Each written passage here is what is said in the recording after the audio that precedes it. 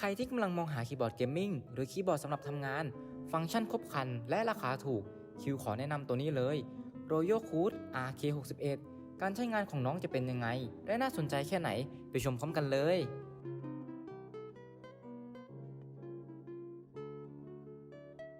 โดยเริ่มจากการแกะกล่องก่อนนะครับโดยกล่องของ Royal Coot RK61 ที่คิวได้รับมานั้นจะมาในโทนสีดำและส้มซึ่งเป็นเอกลักษณ์ของทาง Royal Coot อยู่แล้ว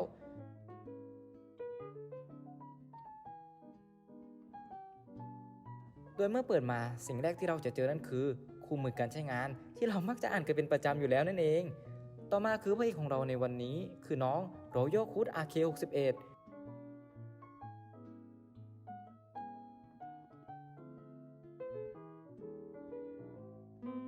โดยสิ่งที่แถมมาด้วยก็จะมีสาย USB-C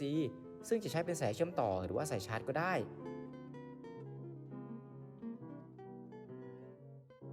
ต่อมาคือ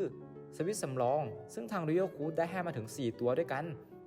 และสุดท้ายคือที่ดึงสวิตช์สำหรับคนที่อยากจะมอดหรือว่าคัสตอมคีย์บอร์ดนั่นเอง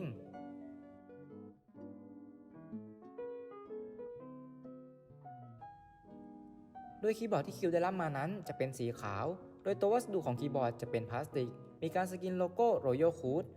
โดยด้านหลังจะมียางกันลื่นให้ทั้งหมด4จุด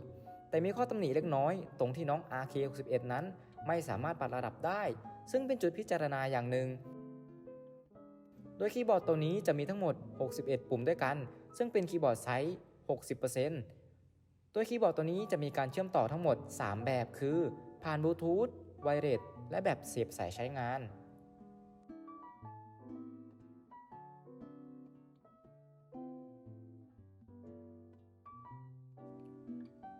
สวิตช์ที่คิวได้รับมานั้นจะเป็นแบบบูสวิตช์แต่ก็จะมีเลดและบาร์สวิตช์ให้เลือกด้วยเช่นกัน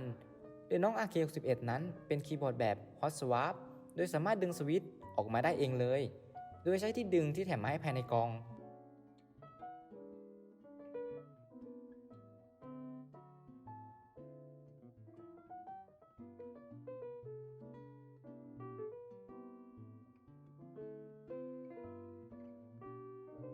โดยคีย์แคปของตัวนี้จะเป็นวัสดุแบบ ABS แบบมีไฟรอดหรือถ้าหากใครไม่ถูกใจคีย์แคปที่ใส่มาก็สามารถหาคีย์แคปมาใส่แทนได้เช่นกัน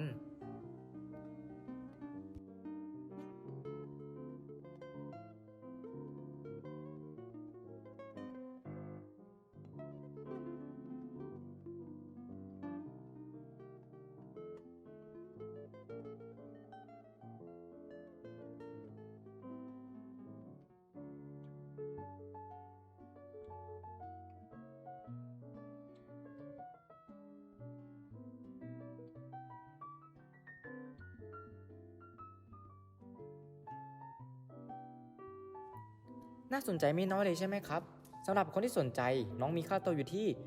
1,590 บาทซึ่งเป็นราคาที่คิวมองว่าค่อนข้างคุ้มค่าเมื่อเทียบกับคีย์บอร์ดตัวอื่นในเรทราคาเดียวกันและฟังก์ชันของน้อง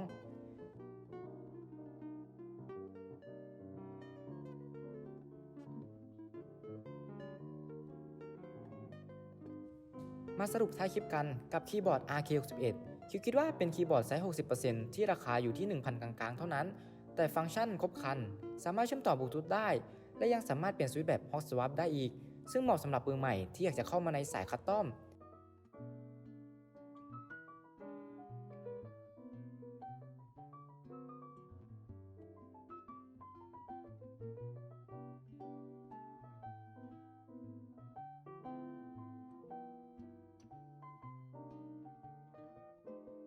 ซึ่งถ้าหากใครชอบวิดีโอนี้อย่าลืมกดไลค์กดแชร์ให้คิวด้วยนะครับแล้วเจอกันใหม่นะครับ